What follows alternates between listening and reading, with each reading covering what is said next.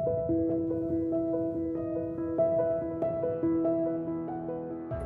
Swaminarayan.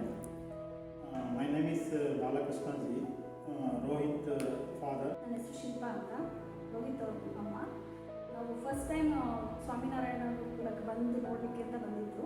ಬಂದು ನೋಡಿದಾಗ ನಮಗೆ ಕ್ಯಾಂಪಸ್ ತುಂಬ ಇಷ್ಟ ಆಗಿ ಖುಷಿ ಆಯಿತು. ಮಗನಿಗೂ ಕೂಡ ತುಂಬ ಇಷ್ಟ ಆಯಿತು.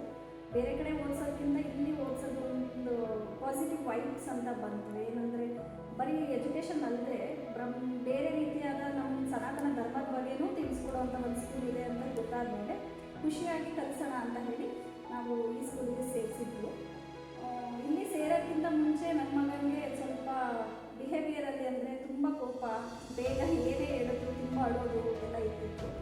ಇವಾಗ ಈ ಸ್ಕೂಲಿಗೆ ಸೇರಿದ ಮೇಲೆ ಏನು ಚೇಂಜಸ್ ಆಗಿದೆ ಅಂದರೆ ತುಂಬ ಏನೇ ಹೇಳಿದ್ರು ಏನು ಹೇಳ್ತಿರೋದನ್ನ ಪಾಸಿಟಿವ್ ಆಗಿ ತೊಗೋತಾನೆ, ಅಳೋದು ತುಂಬ ಕಮ್ಮಿ ಆಗಿದೆ.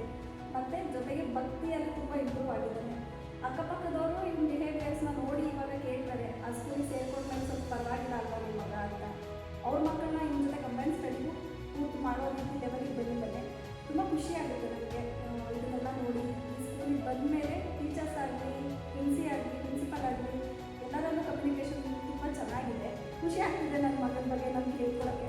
ಇನ್ನೊಂದು ವಿಚಾರ ನಾನು ಹೇಳೋಕ್ಕೆ ಇಷ್ಟಪಡ್ತೀನಿ. ಏನಂತಂದರೆ ಅವನು ಇವಾಗಲೇ ಹಲವಾರು ಸ್ಕೂಲ್ಗಳಲ್ಲಿ ಓದ್ಕೊಂಡಿದ್ದೀನಿ. ಅಂದರೆ ನಾನು ಡಿಫೆನ್ಸಲ್ಲಿ ಇದ್ದಿದ್ದರಿಂದ ಅವ್ನಿಗೆ ಪರ್ಟಿಕ್ಯುಲರ್ ಒಂದೇ ಸ್ಕೂಲ್ ಅಂತ ಸಿಕ್ಕಿಲ್ಲ.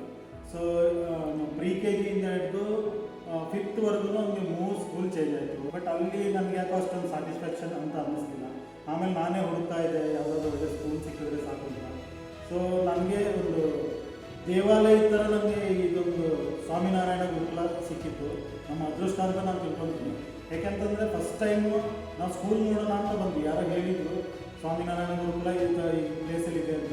ಪ್ಲೇಸ್ ನೋಡಿದೆ ಫಸ್ಟು. ಇಲ್ಲಿನ ಎನ್ವೈರನ್ಮೆಂಟ್ ಆಗಿರ್ಬೋದು ಮತ್ತು ಇಲ್ಲಿ ಬಿಹೇವಿಯರ್ ಇರ್ಬೋದು ಎಲ್ಲ ತುಂಬ ಇಷ್ಟ ಆಯಿತು. ಸೊ ಅದನ್ನು ನೋಡಿ ಅವನನ್ನು ನಾನು ಕೇಳಿದೆ, ನಿಮ್ಮ ಒಪಿನಿಯನ್ ಏನಂತ. ಸೊ ಅವನಿಗೂ ಕೂಡ ತುಂಬ ಇಂಪ್ರೆಸ್ ಆಗುತ್ತೆ. ನಾನು ಓದಿದ್ರೆ ಇದೇ ಸ್ಕೂಲಲ್ಲಿ ಹೋಗ್ತೀನಿ, ಬೇರೆ ಎಲ್ಲೂ ಬೇಡ ಅಂತ ಫೈನಲೈಸ್ ಮಾಡಿ ಅವತ್ತೇ ಅಡ್ಮಿಷನ್ ಕೂಡ ಮಾಡಿದ್ವಿ. ಸೊ ಅವನಲ್ಲೂ ಕೂಡ ಮುಂಚೆ ಏನು ಕೋಪ ಮಾಡ್ಕೊತಿದ್ದ ಅದು ತುಂಬಾ ಕಂಟ್ರೋಲ್ ಆಗಿದೆ.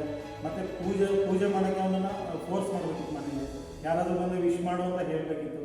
ಬಟ್ ಇವತ್ತು ಅದೇನು ನಾವೇನು ಹೇಳ್ಕೊಡೋದೇನು ಬೇಕಿಲ್ಲ, ಅವನೇ ಎಲ್ಲ ಆಟೋಮೆಟಿಕಲಿ ಮಾಡ್ತಿದ್ದಾನೆ. ಆಮೇಲೆ ಸ್ಟಡಿ ಮಾಡೋಕ್ಕೂ ಕೂಡ ಅರ್ಲಿ ಮಾರ್ನಿಂಗು ನಾವು ಫೋರ್ಸಬಲಿ ಅವನನ್ನು ಎಲ್ಸಿ ಕೂರಿಸ್ಬೇಕಿತ್ತು. ಮತ್ತು ಅಲಾರಾಮ್ ಹಾಕಿದ್ರು ಕೂಡ ಒಂಥರ ಸೋಂಬೇರಿ, ಅಂದರೆ ಲೇಜಿನೆಸ್ ತುಂಬ ಇತ್ತು.